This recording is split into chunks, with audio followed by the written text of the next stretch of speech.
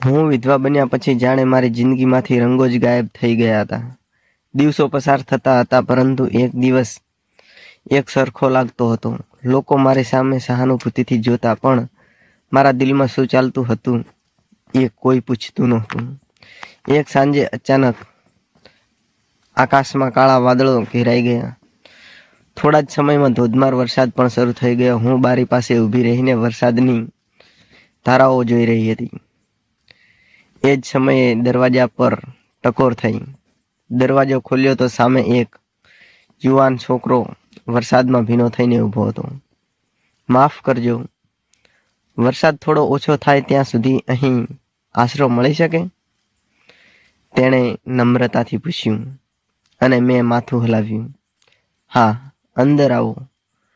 તે અંદર આવ્યો અને મેં તેને ટુવાલ આપ્યો અને ચા બનાવી. ગરમ ગરમ ચા પીવડાવી. ચાનો કપ હાથમાં લેતા તેણે મારી સામે જોયું. તમારો આભાર. આમાં આભાર શેનો? મેં હળવું સ્મિત કરતા કહ્યું. કદાચ આજે વરસાદે મને તમારા દરવાજા સુધી લાવ્યો છે. અને તેની આ વાત સાંભળીને હું હસી પડી. વરસાદને પણ ખબર છે કે કોને ક્યાં લઈ જવું અને ક્યાં નહીં. કદાચ તેણે આંખોમાં સ્મિત સાથે કહ્યું, તમારી વાતો ધીમે ધીમે લાંબી થઈ ગઈ. જીવન, એકલતા, ઘણા સપનાઓ અને ભૂતકાળ વિશે અમે ઘણી વાતો કરતા રહ્યા.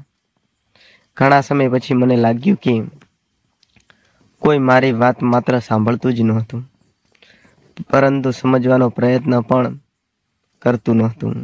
હું હવે સાવ એકલી હતી અને ભાંગી પડી હતી. થોડી વાર પછી તેણે ધીમેથી પૂછ્યું, તમને ફરી ક્યારેય પ્રેમ થઈ શકે એવું લાગે છે? હું થોડી શરમાઈ ગઈ અને ચૂપ રહી. મને ખબર નથી, કદાચ દિલે પ્રેમ કરવાનું ભૂલી દીધું છે.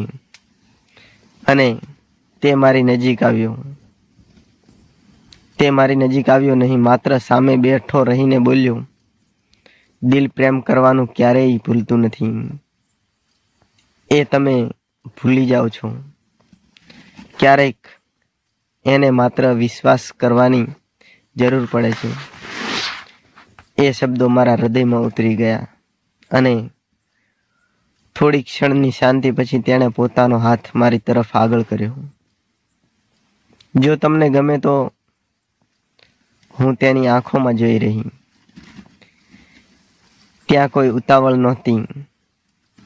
મેં ધીમેથી મારો હાથ તેના હાથમાં મૂકી દીધો. તે સ્પર્શ ખૂબ જ નાજુક હતો. વર્ષો પછી કોઈના હાથની મિલાવટ, ગરમાહટ અને અજાણી નહોતી લાગતી. જાણે મારા એકલાપણાને કોઈએ ધીમેથી કહી દીધું હોય, તમે હજુ પણ પ્રેમને લાયક છો. મારી આંખોમાં ભેજ આવી ગયો. તેણે પૂછ્યું, તમે ઠીક છો? મેં પણ માથું હળવેકથી હલાવ્યું. હા, બસ ઘણા સમયથી દિલ ખુશ થયું છે. તે સ્મિત્યું. બહાર વરસાદ વધુ જોરથી વરસવા લાગ્યો. અમે બારી પાસે ઊભા રહ્યા. વરસાદની ઠંડી હવા અંદર આવી રહી હતી. તેણે મારી તરફ જોયું અને ધીમેથી કહ્યું, જો હું ક્યારેય તમારી જિંદગીમાં આવું તો તમારા ભૂતકાળને બદલવાનો પ્રયત્ન નહીં કરું. હું ફક્ત તમારા આવતીકાલને સુંદર બનાવવાનો પ્રયત્ન કરીશ. મારા હોઠ પર ધીમું સ્મિત આવી ગયું.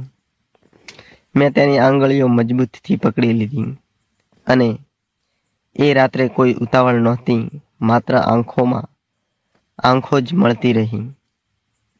હાથોમાં હાથ બંધાતા રહ્યા અને બે દિલ વચ્ચેનો અંતર ધીમે ધીમે ઓગળતો ગયો. વરસાદ બહાર વરસતો રહ્યો અને અમારા દિલમાં ઘણા વર્ષો સુધી પ્રેમ ફરી વરસવા લાગ્યો. અને આવી રીતે અમારી ઘણીવાર મુલાકાત થતી રહી. મિત્રો, આ જ વાર્તાનો આગળનો ભાગ સાંભળવા માટે આના પછી જે થયું એ હું તમને જણાવીશ કે આમાં પછી આ વાર્તામાં શું થયું. તો મિત્રો, વાર્તાનો આગળનો ભાગ સાંભળવા માટે ચેનલને અવશ્ય લાઈક, સબસ્ક્રાઈબ અને કોમેન્ટમાં પાર્ટ 2 લખીને કોમેન્ટ કરી દેજો. તો ચાલો આજની વાર્તામાં આટલું, અને ફરી મળીએ એક વધારે પ્રેમ ભરી અને રોમાંટિક વાર્તા સાથે. તો ચાલો આજની વાર્તામાં આટલું, ને ફરી મળીએ એક નવી વાર્તા સાથે. ત્યાં સુધી બધાને બાય બાય.